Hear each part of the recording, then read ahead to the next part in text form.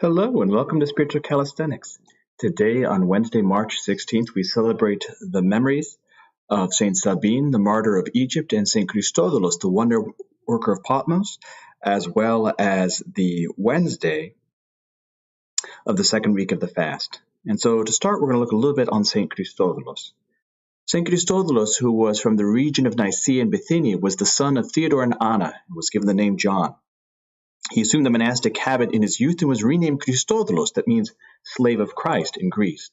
At first he lived the ascetic life in various places. Then he received permission and monetary aid from the emperor Alexios I Komnenos, and built on the island of Patmos a church and monastery in honor of St. John the Evangelist, who was, of course, placed there during his lifetime. These buildings stand to this day. However, when the Arabs attacked the place, he fled with his disciples and went to Evripus, where he completed the course of his life about the end of the 11th century, on the 16th of March. So this is the day that he fell asleep in the Lord. The disciples of the righteous man took his sacred and incorrupt remains and transferred them to his own monastery, where they repose to this day for the sanctification of those who have recourse to them with faith.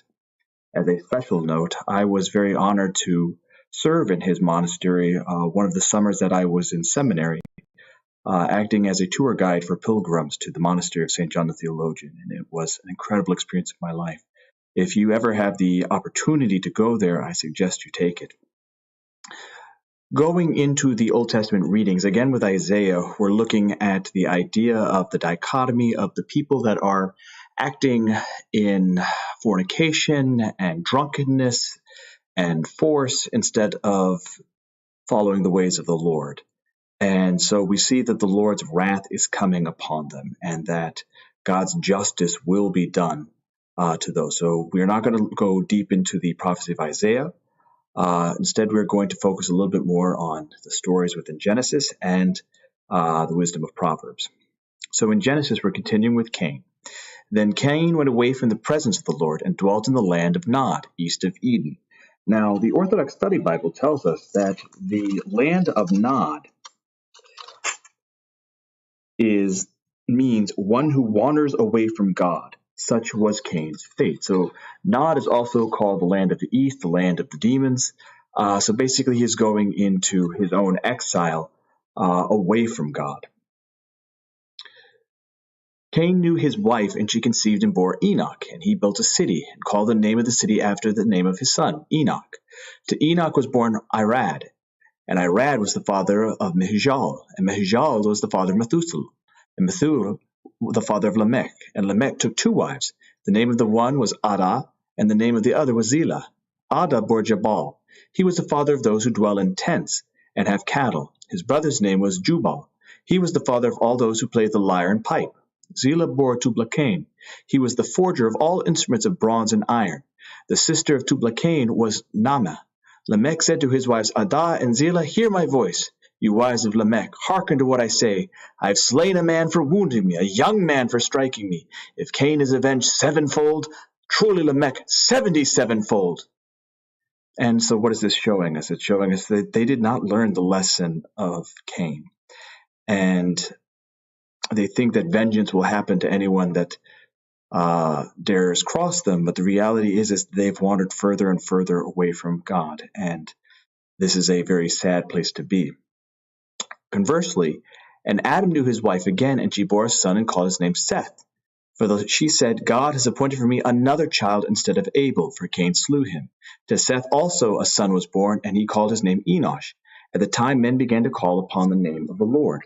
Now, the Orthodox Study Bible, in looking at this interlude, says, the name Seth signifies that God compensated Adam and Eve by raising up Seth in place of Abel. Out of death comes life. As such, Seth is a type of Christ's resurrection, which overcomes the way of Cain and compensates the faithful for the ills they have undergone. Christ's genealogy is traced through Seth to Adam, showing that the true God became incarnate as true man in order to compensate all who call upon his name. And so there is eventual justice for all who are wronged. Going into Proverbs, drink water from your own cistern, flowing water from your own well. In other words, drink that which you know.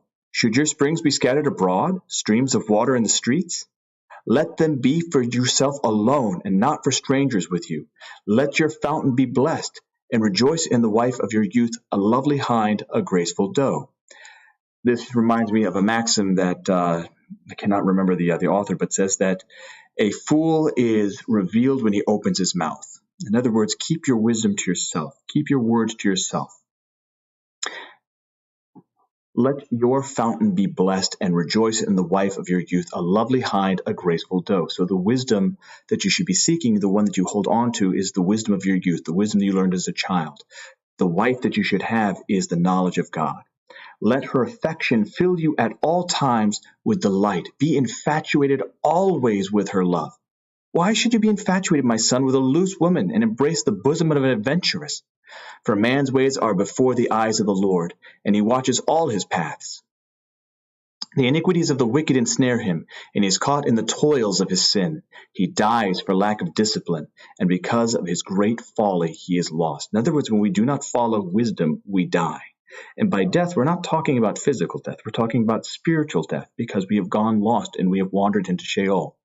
My son, if you have become surety for your neighbor, have given your pledge for a stranger, if you are snared in the utterance of your lips, caught in the words of your mouth, then do this, my son, and save yourself, for you have come into your neighbor's power. Go, hasten, and importune your neighbor. In other words, do not give pledges of yourself to just anybody. Pledge yourself only to your God. Do not be caught in a lie or in a pledge or in a promise that you can't fulfill. I hope that you've enjoyed today's spiritual calisthenics. Through the intercessions of St. Christodulus, the Wonderworker of Patmos, have a wonderful day.